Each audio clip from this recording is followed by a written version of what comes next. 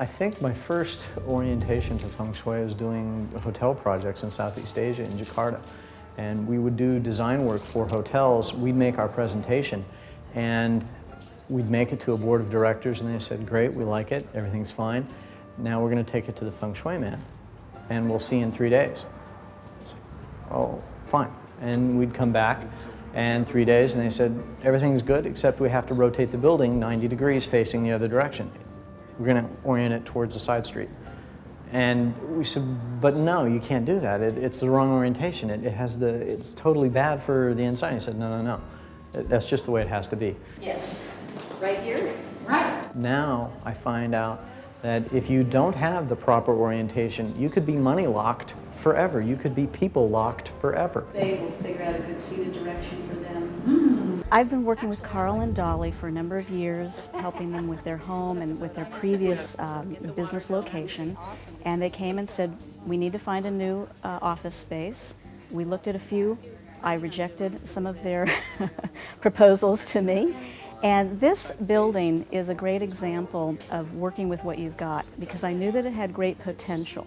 It wasn't the kind of building that I can say, do anything with it, it's great, have fun. It's one where they needed to pay particular attention to where the front door would be. And fortunately, we both wanted the door to be in a different location than the existing or previous front door.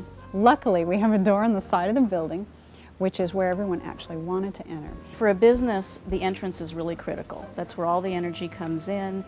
People who work in that space pass through it many times a day. So if the entrance to a business is not right, that's a major flaw that can weigh heavily against the success of the business. What things did we do, and did we notice a change? Absolutely. And sometimes it's very, very subtle. There were things with regard to certain remedies that we had to have metal in a certain place, had to do things. We removed the metal unknowingly at one point, and we had one major project stop within 1 day of that coming out. So we made the change, then finding out, gosh, you know, we needed to have metal back in here, bam, and it came back within a week. This wall has metal inside it, and it's also been painted copper, which is a metal color. And it's just one more example of how to inconspicuously incorporate the proper element into this location. In 5-element theory, we have water, wood, fire, earth, and metal. And it just so happens that this building needs a lot of metal. Not every building does. And so again, they have found a way to make it look architecturally interesting and inconspicuous. And it works to suppress negative influences in this area that might cause staff members to argue or get certain sicknesses. So it helps for health and for relationships. And it gives them a place to argue behind. Right, no one has to see it. Well, that's the good thing about metal, is that you actually don't have to see it for it to work. You have to see water, you have to see fire, but metal can be inside of things, under things. You can hide it. In Feng Shui folklore and history, the wind chime is a metal remedy. But obviously a wind chime would not work in this kind of professional environment. So just using inconspicuous raw elements is the way to go. The wind chimes might work if you put them about this low. Right. And just people bump into them. Right.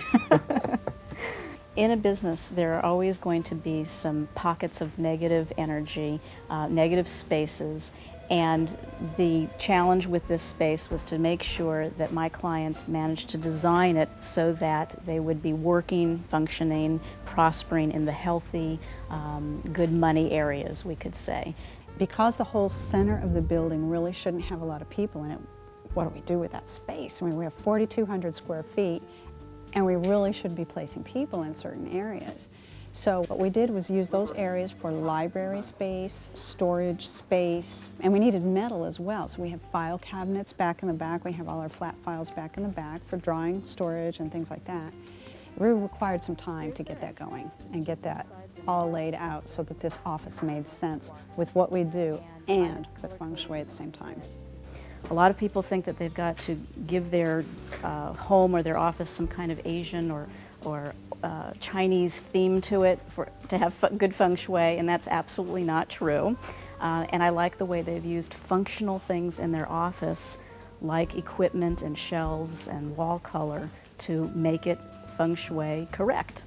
There were some difficulties with arranging the office as Kartar had suggested, and we could have thought of some different ways or different places to put people and equipment and whatever that were convenient and conducive to how we run business, which is we have a lot of vendors and people come in as guests and they want to go right directly and talk to the designers.